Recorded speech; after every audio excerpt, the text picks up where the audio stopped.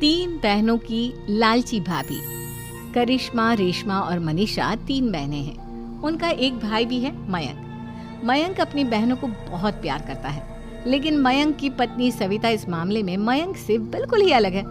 वो अपनी ननदों का जितना बुरा कर सकती है उतना बुरा करती ही रहती है और अपनी ननदों पर हुक्म भी चलाती है। करिश्मा, करिश्मा, तुमने अभी तक नाश्ता नहीं बनाया? तुम्हारे भैया को ऑफिस जाने में देर हो रही है। हाँ भाभी, बस अभी बनाती हूँ। करिश्मा, तुम ये ढीलापन छोड़ दो। कल को पराए घर जाना है। वहाँ अगर तुम इस तरह से काम करोगी तो लोग क्या कहेंगे कि माँ ने और भाभी ने कुछ सिखाया नहीं। और तुम्हारी दोनों बहनें कहाँ हैं? रेशमा मार्केट गई है और मनीषा सो रही है। क्या? सुबह के 8 बज रहे हैं और ये महारानी अभी भी सो रही है? ये कहते हुए सविता अपनी सास दुर्गा देवी के पास जाती है। माँ जी, देख रही हो अपनी बेटियों के तौर तरीके? क्या हुआ बहू, सुबह सुबह क्या कर दिया मेरी बेटियों ने? अरे एक तो अभी अभी उठकर किचन में गई है, दूसरी सुबह सुबह बाहर चली गई और तीसरी अभी तक सो रही है। क्या करूं मैं इन तीनों का, मैं तो परेशान हो गई हूँ। जाकर उठा उसे और रेशमा से मैं बात करती हूँ। सविता सीधा मनीषा के कमरे में जाती है और उससे कहती है, महारानी जल्दी उठो, सूरज सर पर आ गया है। भाभी थोड़ी देर और सोने दो ना, मैं रात को लेट सोई थी। वो क्या है ना, यूनिट टेस्ट चल रहा है। शराफत से उठती है या नहीं, या फिर पानी की भरी बाल्टी डालो तेरे ऊपर? नहीं भाभी, मुझे बिस्तर में नहीं नहाना, उठती हूँ मैं। मनीषा जल्दी से उठकर बाथरूम में चली जाती है। सभी आराम से बैठकर नाश्ता कर रहे होते कि तभी रेशमा बाजार से हाथ में सामान लिए आ जाती है। रेशमा को देखते ही सविता उस पर बरस पड़ती है। लो, आ गई महारानी। ऐसा भी क्या सामान लाना था जो सुबह आंख मलते ही बाजार की तरफ रवाना हो गई? भाभी, कल आप ही तो चीख रही थी कि घर का सारा सामान मुझे ही लाना पड़ता है, घर में किसी को भी किसी काम से कोई लेना देना नहीं है। अब मैं बाजार जाकर सामान ले आई तो आपको इस बात से भी तकलीफ हो रही है? देख रही हो माँ जी, अपनी बेटी की जुबान कैंची से भी तेज चलती है। और मयंक, आप तो कुछ कहेंगे नहीं अपनी लाडली बहन को? रेशमा, अपनी भाभी से ऐसे बात नहीं करते।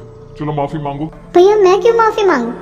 आप भाभी से बोलिए ना कि हम पर कम हुक्म चलाया करे।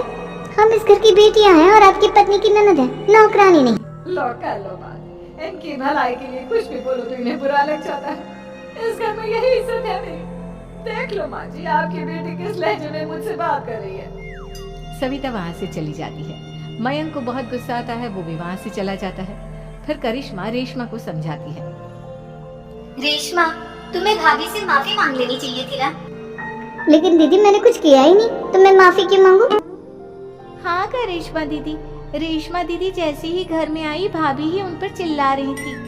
हाँ, मैं मानती हूँ कि गलती भाभी की थी। मैं तो इसलिए बोल रही हूँ कि भाभी ने माँ को तो पूरी तरह अपने वश में कर लिया है। वो हमारी बात सुनती ही नहीं।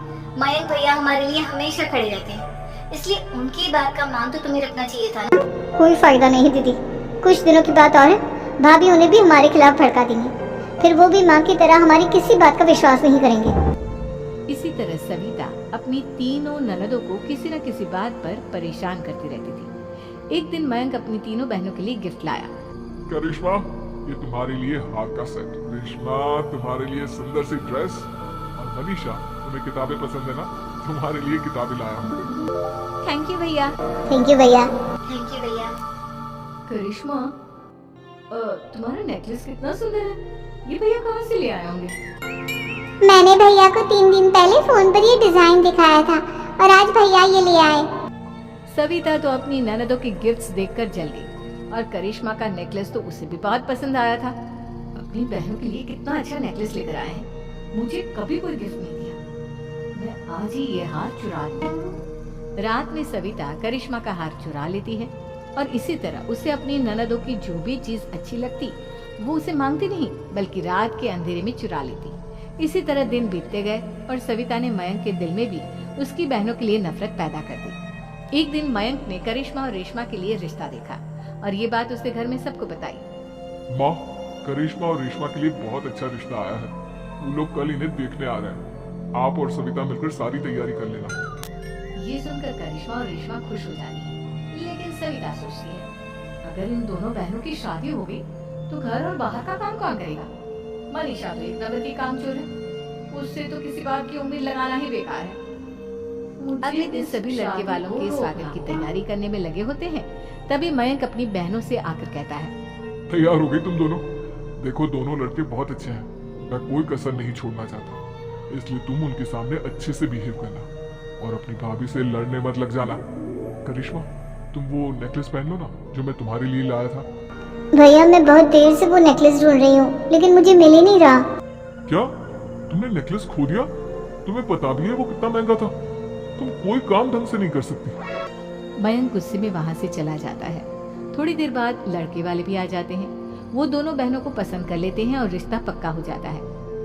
लेकिन सविता के दिमाग में तो कुछ और ही खिचड़ी पक रही थी। वो पंडित जी के पास करिश्मा की कुंडली लेकर जाती है और उन्हें पैसे देकर करिश्मा की कुंडली बदलवा देती है। जब लड़के वालों के पास करिश्मा की कुंडली जाती है तो वो दुर्गा को फोन करते हैं।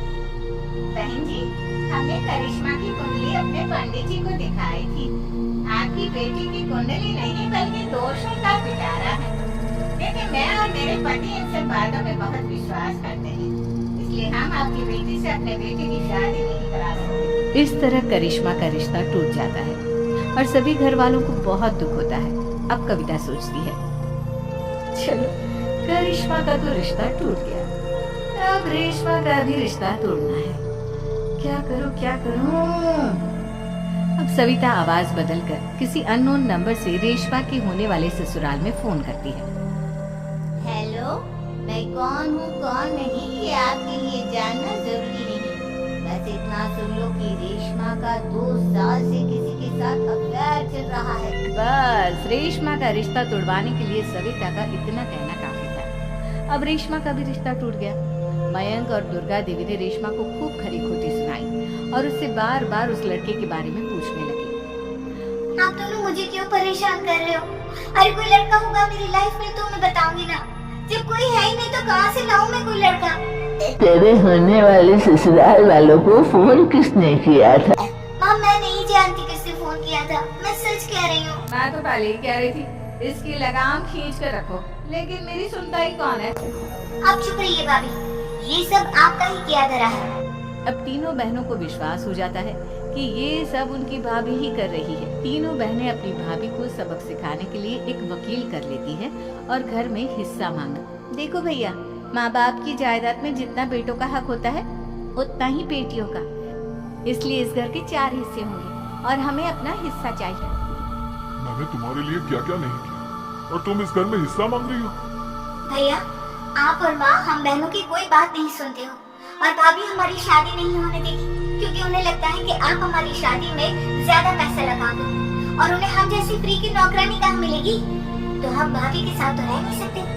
हम बहनों को अपना हिस्सा चाहिए। अरे तुम्हें शर्म आनी चाहिए अपनी भाभी पर ऐसा इल्जाम लगाते हुए। वो तुम्हारे बारे में कितना सोचती है। हाँ माँ, भाभी हमारे बारे में बहुत सोचती है। दिन रात बस यही सोचती रहती है कि किस तरह से अपनी तीनों ननदों को परेशान करूं और कभी मुझे पढ़ने भी नहीं देती। दोनों बहनों का रिश्ता भी तो इन्होंने ही तोड़वाया है और रात में हमारे कमरे में आकर हमारी चीजें भी चुराती हैं। इसी तरह सविता की तीनों ननदें अपनी बात पर अड़ी रही। अब कोर्ट में तारीख भी शुरू हो गई। जब सविता को लगा कि उसकी तीनों ननद इतनी आसानी से नहीं मानने वाली, तो उसने अपने पति और सास को सारी सच्चाई बता दी और अपनी तीनों ननद से माफी मांगी। मयंक और दुर्गा को भी अपनी गलती का एहसास हो गया। अब सविता खुद करिश्मा और रेशमा के लिए अच्छा रिश्ता ढूंढती है और उनकी शादी करवाती है।